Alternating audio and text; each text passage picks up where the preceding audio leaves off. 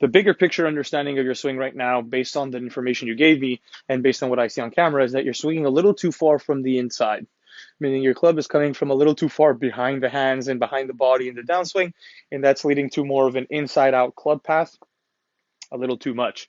Now, whenever we see that pattern happen where the golfer is swinging a little too far from the inside, right, what we typically will see is that the golfer will either hit a lot of blocks. So as a right-handed golfer, that's a ball that starts to the right and kind of stays there. Or what happens is every now and again, they'll save it too much with the hands. And depending on how much they save it with the hands, the ball will either start straight or to the left and just keep going left. Again, as a right-handed golfer, obviously, right? So swinging too far from the inside, so the club path is too inside out. And depending on how much you save it with the hands, the ball will either start to the right and never come back, or you square it up too much and it starts to the left and goes left. Now, on the pull draws, typically, when the golfer saves it a lot with the hands, you'll see them really de-loft the face when they turn the face over. So the ball also comes out even lower than typical, and it starts low left and it keeps going left. Very little spin, and it comes out super hot, right? So that's kind of the bigger picture understanding of what's going on. That's what I see visually. That's what you mentioned in the comment section. The two pair up together, so there's no concerns in that regard. It's not like you have an outlier pattern based on the visual we see.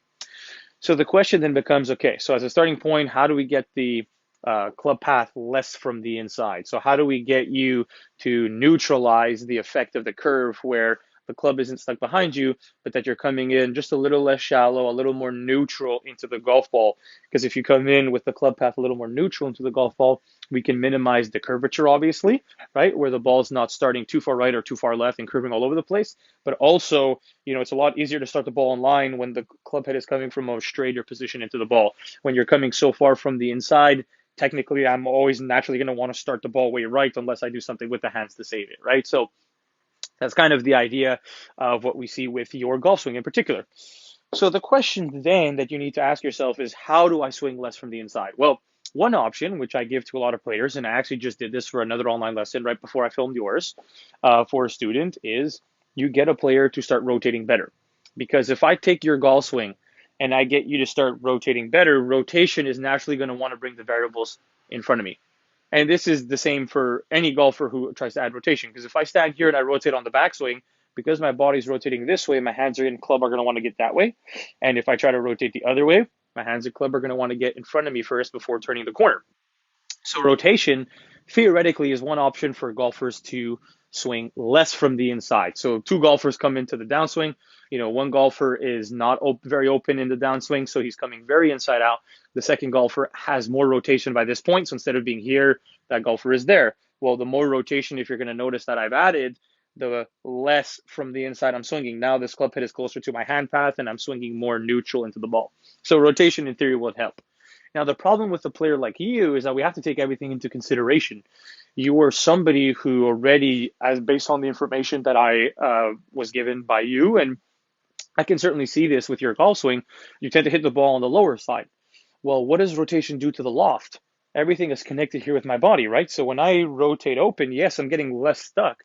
But the problem is, as my body's opening this way, the shoulder's opening that way, my head's opening that way, my chest is opening that way. So if I just stand here and I start to turn, start to turn, start to turn, as my chest is opening up, my hands are getting more forward. As my hands get more forward, I deliver more shaft lean. A player like you cannot afford to be doing that because you already hit the ball low. So if you try to create rotation to get less stuck in the downswing, to get less inside out, yes, you will fix the curve and the start line. So problem number one is solved, but problem number two doesn't go away. You actually are sorry, I'm getting confused in my own words here. You are amplifying the problem because what you are doing is you are creating even less loft, which is creating more shaft lean, more compression. For a player like you who already hits it low, is going to hit it even lower. At a certain point, extremes are no good. You start hitting the ball too low with too little spin, and you just can't control it anymore. And so that's not, unfortunately, a viable option for you. So the reality is you need to find an alternative method to swing less from the inside. This is the case, right? This is why I'm giving this breakdown for you, is to give you the understanding that there's not always just one way to do it. In fact, there are many ways to do it. So how do you swing as a golfer less from the inside? Well, the way in which you're going to do that is we're going to change your arm structure. You are somebody who naturally gets the hands pretty flat and deep in your backswing, right? Your lead arm, your left arm here is very low and across your chest and behind you. Well, if I come into the golf ball with the same amount of rotation like you're doing, my hands are going to get caught too far to the inside here. My club's going to get caught too far from the inside here. and I'm going to swing too far from inside out. Your rotation sequence is not bad, which is why we're doing this. If you had no rotation at all, we would have to work on that. That's for sure, for sure. But you're somebody who actually has a decent amount of rotation already. So it's not as though you're square at impact. I mean, you're somebody who actually gets a decent amount of rotation going by the time you hit the ball. So it's not a huge issue there. So there's no extreme problem with the pivot, which is why we're not touching it.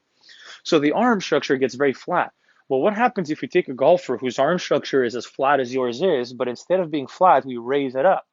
Now, all of a sudden, instead of being down here, let's get the arms a little taller in the backswing.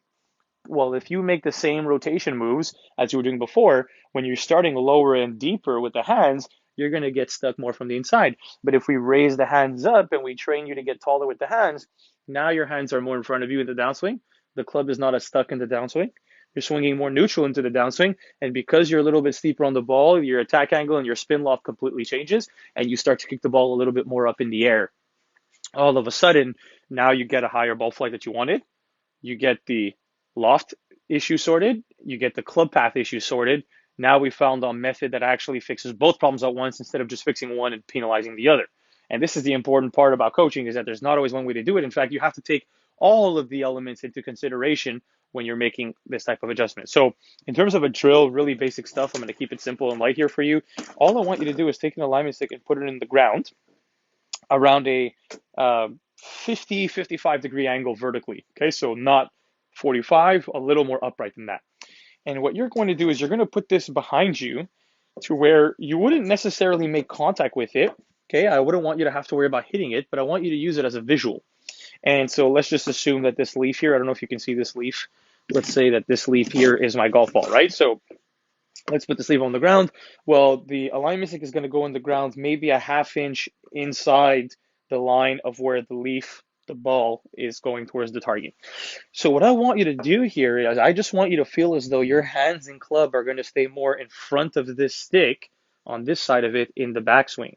What that does is naturally, instead of getting the hands a little deeper and more inside and flatter, if you try to stay in front of this, you're keeping the hands and club more in front of your body, you get the hands taller in the backswing. So you're going to do a two-step drill where you're going to go step one, halfway back. Let's keep the hands and club in front of the stick, meaning more in front of my chest, less behind me.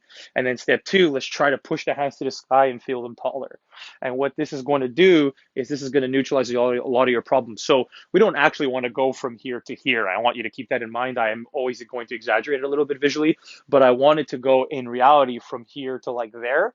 And in order for it to get there, you got to feel like you're like up there. So obviously the feel is always going to be a little more exaggerated. So you're going to set up two-step drill. Step one, hands and club feeling like they're in front of the stick.